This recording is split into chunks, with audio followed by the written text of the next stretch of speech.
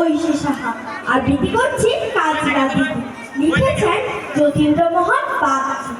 বাঁশ বাগানের মাথার উপর চাঁদ উঠেছে ওই, মাগো আমার সুলুক বড় কাজলা দিদি কই। পুকুর ধারে লেবুর তলে ফোকায় ফোকায় চুনার জলে, ফুলের গন্ধে ঘুম আসে না, একলা জেগে রই। মাগো আমার ফুলের কাছে কাজলা দিদি কই।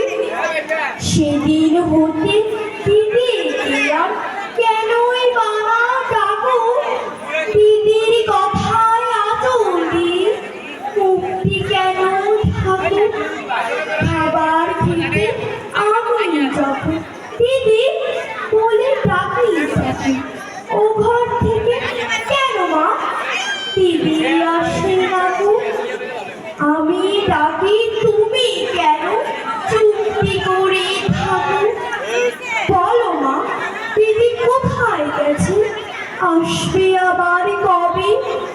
কাল যে আমার নতুন ঘরে পুতুল বিয়ে হবে। দিদির মতন থাকে দিদি, আমিও যদি লুকোই গিয়ে, তুমি তখন একলা ঘরে কেমন করে রবে।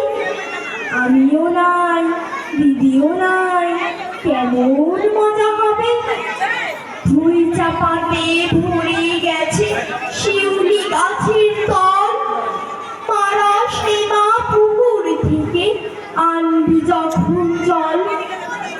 ডালিম গাছের ডালের থাকে বুলবুলিতে লুকিয়ে থাকে, দেশ না তারে উড়িয়ে মাকো ছিটতে গিয়ে ফল। দিদি এসে শুনবে যখন কি বলবি মা বল। বাঁশ বাগানের মাথার উপর চাঁদ উঠেছে ওই, এমন সময় মাগো আমার কাজলা দিদি কই।